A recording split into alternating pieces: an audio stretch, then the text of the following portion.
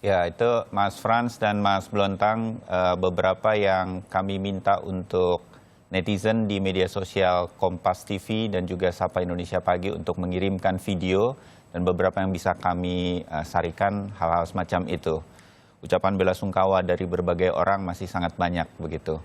Mas Blontang, ada kabar memang sebetulnya tadinya ada rencana Mas Didi ini akan konser di GBK. Itu betul ya? Betul. Itu kapan rencananya?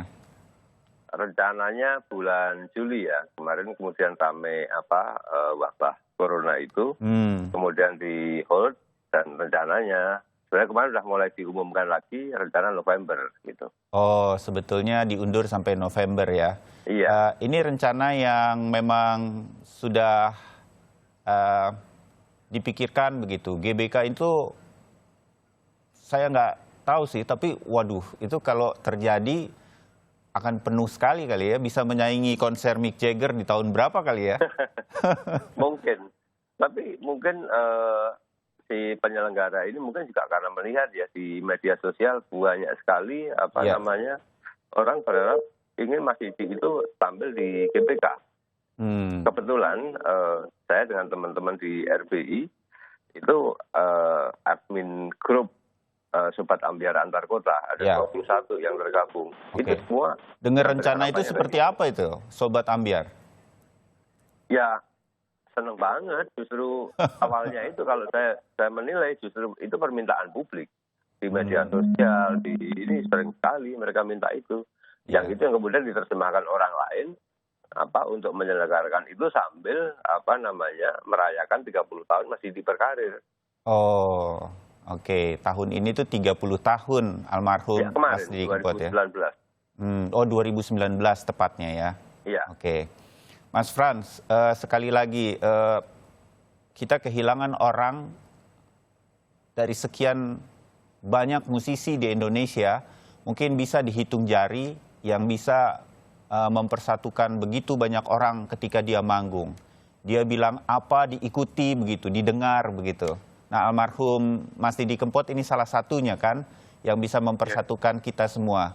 Mas Frans punya catatan lain mengenai almarhum beyond apa yang dia lakukan di dunia seni ini. Dia mempersatukan Indonesia, Mas Frans. Menariknya Didi Kempot ini dalam setahun terakhir ya.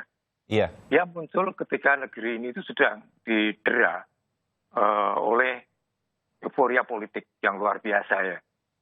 Orang sampai kecapean seperti itu. Kita menyaksikan bagaimana massa dikerahkan, datang oleh berbagai kekuatan politik. Nah, ini ada kekuatan politik baru ini dari Didi Kempot ini. Dia mempersatukan orang tanpa melihat latar belakang sosial, politik, budaya, apapun segala macam latar belakang itu tumplek-blek untuk bergembira. Itu kan susah sekali dilakukan orang. Karena orang bergerak untuk datang. Itu atas keinginan sendiri, atas kalau dalam bahasa Jermannya itu kerentek hatinya sendiri. Niat hatinya sendiri. Bukan oleh faktor-faktor di luar itu. Seperti itu. Saya terakhir nonton Mas Didi tampil massal itu ketika di Ngayog Jazz. 2019, November 2019. Mas Blontang datang kalau nggak salah. Sama saya. Bagaimana Ngayog Jazz itu untuk pertama kalinya saya melihat massa begitu melimpah ruah.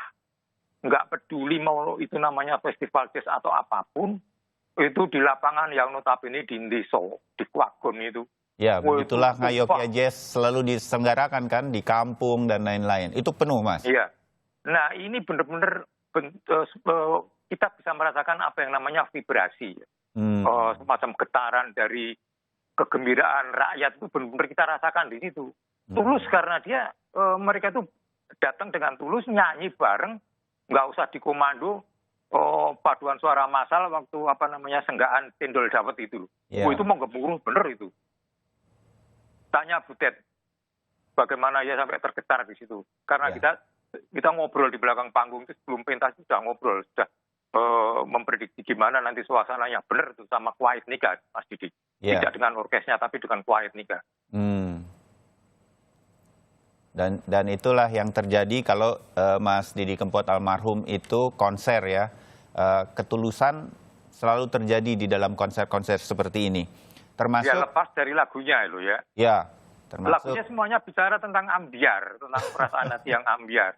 Stasiun balapan, terminal Tirtonadi, pamer bojo anyar, apa kalau ngemas, semuanya itu kan hidup yang mau ambiar bener. Kalau zaman tahun 60-an kan ada Rahmat Kartolo patah hati seperti itu. ya, Nah ini materinya sama, intinya sama soal patah hati. Tapi kemasannya, cara penyampaiannya itu sudah benar-benar cara-cara dari bawah gitu. ya. Makanya menyentuh begitu banyak orang. Dan orang itu ternyata semua dalam tanda petik mengalami patah hati tersebut. Dan kemudian ini ada orang yang memimpin patah hati ini, jangan terlalu disesali, ayo dibawa joget saja. Komandannya nih almarhum Didi Kempot. Itu yang mudah-mudahan yang tergambar ketika dia konser begitu ya, Mas Frans ya. Ya dia memberi kegembiraan pada rakyat dan itu harus dihargai luar biasa. Ya, ya. Nah, salah satu yang mungkin jadi dikenang orang karena beberapa saat yang lalu bersama Kompas TV, Mas Blontang, Mas Didi Kempot bikin konser amal dari rumah dan mengumpulkan sampai 7 miliar 600 juta sekian. Ya. Itu menjadi salah satu legacy tampaknya atau warisan yang sulit kita lupakan dari seorang almarhum Didi Kempot. Ketika dia selama 3 jam bernyanyi, bercicet dengan tokoh-tokoh yang juga dekat dengan dia, dengan Sobat Ambiar begitu. Itu almarhum memang langsung setuju ketika ini ada semacam konser amal. Beliau langsung mau. Seperti apa Mas Blontang prosesnya ketika kemudian kerjasama ini akhirnya terjadi dan konser amal ini terjadi begitu? Enggak, sebetulnya itu sederhana banget.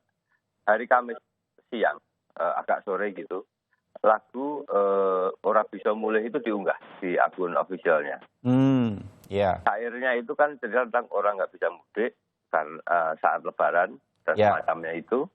Wah ini menarik, saya bilang gitu kan. Malamnya saya cicat dengan Mas Iki, itu sahabatnya Mas Didi.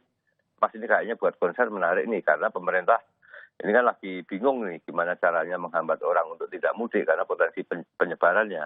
Ya. Terus Mas Iki bilang, Mas besok ndane, kalau nyebut Mas Didi itu ndane, komendane. Ndane besok ke sini.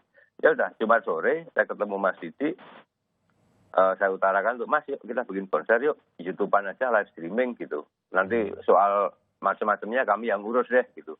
Tapi satu hal yang menggelisahkan kami itu ini loh Mas, nanti kalau orang mudik beramai-ramai kemudian di desa itu nyebar corona kayak apa? Nah, ternyata Mas Didi menunjukkan, minta Mas Iki buka komputer, dia lagi ngedit video klip lagu Ora Bisa Mulih itu dengan ilustrasi aktivitas dokter, aktivitas TNI, Polri, masyarakat tentang tindakan-tindakan melawan persebaran corona itu. Dan kemudian kayak semesta mendukung gitu, klop gitu. Nah, begitu ini Mas Didi, saya minta, Mas ini nggak ada urusan duit loh, nggak ada bayarannya. Nah Mas monggo aja, ayo sambil kita ini menghibur.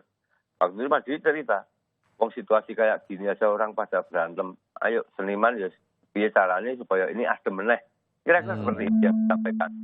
Nah, oke, deal, kita sepakati, seminggu lagi ya Mas saya bikin, oke. Nah, saya pulang dari pertemuan itu menjelang maghrib, habis maghrib saya kontak Yogi. Ya. Yok, aku mau bikin acara ini nih Yok, bisa nggak bareng-bareng sama Kompas? Wah, menarik Mas. Yogi minta waktu kira-kira 30 menit kemudian, Mas oke nih, teman-teman tertarik. Udah. Itu aja ngalir. Sejam kemudian Mas Budi, produsernya Rossi, ngubungin lagi, Mas mau kita angkat di Rossi. Ini blessing menurut saya. Ketika kita dengan Mas Didi itu datangnya minta ampun. Iya. Kira-kira semacam itu. Jadi kita nggak ngomongin apapun yuk, yang penting kita melakukan sesuatu. Dan Mas Didi ternyata dia udah waktu itu memamerkan dia punya lagu baru, Tombo Teko Loro Lunga. Jadi obat datang penyakit pergi gitu kan. Terus satu lagi yang dia pamerkan itu lagu Konco Kentel, itu sahabat dekat. Itu yang dia mengaku itu terinspirasi oleh seorang Presiden Jokowi gitu. Karena di situ ada lirik dari Solo untuk Indonesia. Mas Didi cerita itu, wah udah. Dia senang banget ketika kemudian konser itu berlangsung. Ya. Luar biasa menurut saya. Dan itu di luar dugaan kami semua. Ya, betul. Itu menjadi salah satu yang menjadi kenang-kenangan terakhir dari almarhum Didi Kempot yang bisa menggalang dana sedemikian rupa bersama sobat ambyarnya. Saya sih merasa itulah seorang komandan meminta bantuan kepada anak buahnya, dan anak buahnya, kalau kita lihat itu Mas Frans dan juga Mas Blontang, 15.000, 50.000, 10.000 terus bergerak selama beberapa waktu hingga terkumpul sedemikian rupa. Itulah yang kemudian gerakan-gerakan semacam inilah yang mungkin kita akan kehilangan dari seorang almarhum Didi Kempot begitu. Ada satu lagi yang menarik, Pak. Ya. Jadi Mas Didi itu kan pengen membangkitkan gerakan solidaritas ya. Ini kan banyak orang kiri kanan terdampak. Ayo kita membantu dengan cara kita. Nggak harus berdonasi, katakanlah semacam itu. Kita melihat kiri kanan sudah cukup. Ini banyak orang susah, jangan ditambah susah. Oh. Gitu. Jadi prinsipnya sesimpel itu. Dan ketika kemudian kami mengamati siapa yang berdonasi itu, bayangin orang hanya 10.000, bahkan jutaan, mereka anonim. Ini kan gila. Yeah. Biasanya orang pamer gitu. Nggak ada orang pamer dan jutaan nilainya. Dan itu berapa puluh, berapa ratus gitu. Betul. Dan orang anonim, artinya ini kan keikhlasan, semangat solidaritas. Bahkan sampai situs kitabisa.com aja kebanjiran ini sampai hang kan. Betul. Ya, tidak ada transaksi. Di awal-awal malah itu. Iya. Saya secara pribadi banyak dapat dapri gitu minta, Mas ada nomor rekening lain nggak? Ada nomor rekening. Orang begitu bergairah hanya pengen nyumbang gitu. Itu yang menurut saya saya nggak melihat itu pernah dilakukan oleh yang lain. Iya. Dan ini kita nggak tahu apa yang menyatukan ini. Iya. Selain situasi yang seperti disebut Mas Frans tadi. Kalau menurut saya ini Mas Blontang. Jadi perasaan untuk berbela rasa, untuk saling berbagi itu sudah ada di masyarakat. Ya, yang dibutuhkan hanyalah seorang figur, sosok yang menyatukan mereka. Yang bisa dipercaya menjadi katalisator ya, Mas Frans ya. Ini kita ingat dulu ketika Bob Geldof, ketika terjadi kelaparan di Afrika. Ya. Dia menggalang teman-temannya termasuk Michael Jackson dan sebagainya, Bennett itu. Jadi figurnya lah yang kemudian membuat mereka untuk menyalurkan, memantik semangat untuk solidaritas itu seperti itu. Semangatnya sudah ada. Tinggal menunggu orang yang bisa mempersatukan. Dan Didi Kempot punya peran seperti itu. Ya. Nah, kita kenang selalu seorang almarhum Didi Kempot dengan karya-karyanya dan segala nilai sosial yang berada atau melekat dari ujung rambut sampai ujung kakinya semasa dia hidup. Dan mudah-mudahan menjadi teladan kita semua. Mas Frans Hartono, terima kasih banyak. Mas Blontang Pur, terima kasih banyak. Salam kepada keluarga di Solo. Mudah-mudahan tetap tabah. Dan terima kasih untuk seluruh sobat ambyar yang terus mendoakan almarhum. Kita sudahi mengenang almarhum Didi Kempot pagi hari ini. Terima kasih banyak pagi hari ini sudah ngobrol bersama kami.